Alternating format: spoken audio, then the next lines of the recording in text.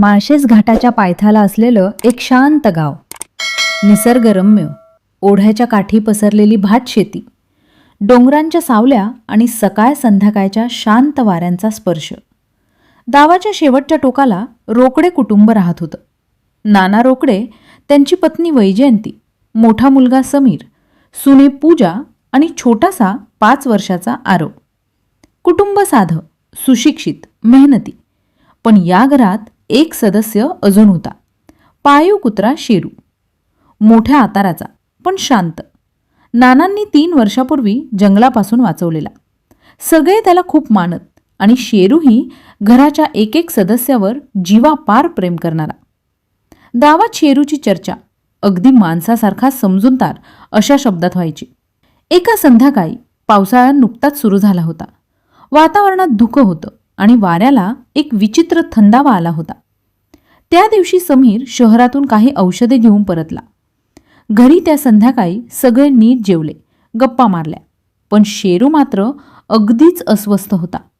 घराभोवती फिरणं, शेपूट खाली घेणं, कोपड्यात गुरगुरणं हे त्याचं वागणं सगळ्यांना खटकत होतं. आरव धावत जाऊन त्याच्या गळ्यात मिठी मारायला गेला. पण शेरूने पहिल्यांदाच आपल्या लाडक्या आरवकडे पाहिलंही नाही. वैजयंतीबाई म्हणाल्या, "काय झालं? या शेरूला तापतुपासारखा वागतोय." नाना म्हणाले, "कदाचित जंगलात जाऊन काहीतरी खाल्लं असेल. उद्या डॉक्टरकडे घेऊन जाऊ." आणि सगळे रात्री झोपले. पहाटेचा अंदाजे 4चा वेळ. घरात एकच चटईवर पडलेला दिवा मंद उजेड देत होता. त्याचवेळी घरात एक अनोळखी आवाज झाला, जोरात फडफडल्यासारखा. आणि मग दारात काहीतरी मोठं आपटलं. वैजयंतीबाई घाबरून उठल्या आणि दार उघडायला गेल्या. त्याच क्षणी अंगणातून आलेली गुरगुरण्याची असह्य खोल आवाजाची ध्वनिलहरी ऐकू आली. जणू त्या घरातला शेरू नव्हता तो, कुणीतरी वेगळंच प्राणी. नाना बाहेर गेले आणि मंद उजेडात त्यांना शेरू दिसला.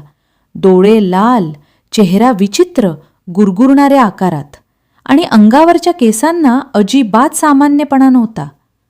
नानांनी शांत आवाजात म्हटलं, "शेरू, शांत रे, काय झालंय तुला?" पण शेरू जरा मागे सरकला आणि पुन्हा गुरगुरला.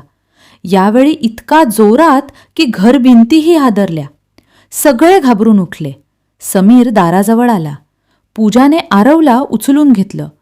तेव्हा अचानक शेरू अंगणातून आत धावत आला. कुणावर हल्ला करण्यासाठी नव्हे, तर जणू त्याला स्वतःलाही कळत नव्हतं की तो काय करत आहे. घरभर गोंधळ उडाला. नाना आणि समीर दोघांनी शेरूला दूर ठेवण्यासाठी जोर दिला. पण शेरूचं वागणं पूर्णपणे बदललं होतं. जणू त्याच्या मेंदूवर नियंत्रण उरलं नव्हतं. एखाद्या अदृश्य भीतीनं तो स्वतःच घाबरलेला होता. यापुढे एकाएकी घरात परिस्थिती हाताबाहेर जाऊ लागली. शेरू घरभर पळत होता. कधी भिंतीला धडक, कधी दरवाजांना धडक, कधी स्वतःच्याच शेपटीचा पाठलाग. तरी तो थेट कुणाला दुखवायला धावत नव्हता.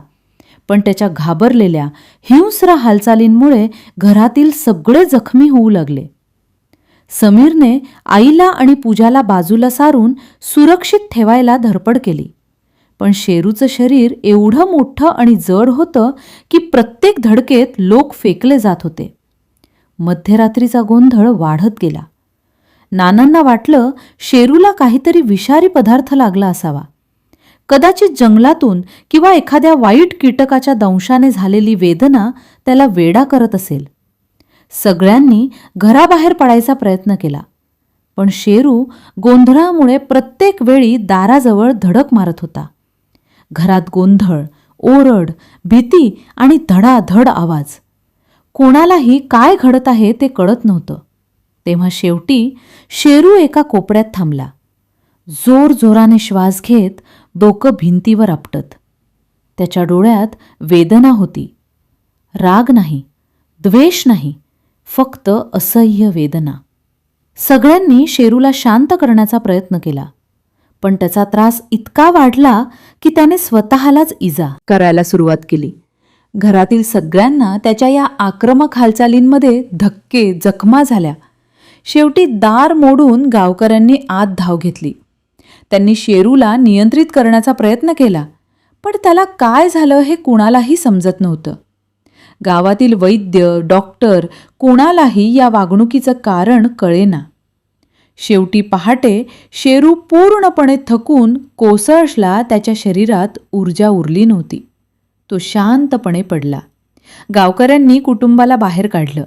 सगळे थकलेले, घाबरलेले, जखमी, पण जिवंत. डॉक्टरांनी सांगितलं, शेरूला कदाचित सडन ॲनिमल न्यूरोलॉजिकल डिसऑर्डर किंवा विषारी बुरशीचा परिणाम झाला असावा, ज्यामुळे प्राणी अचानक हिंस्र, गोंधळलेला आणि स्वतःवर नियंत्रण गमावणारा होतो.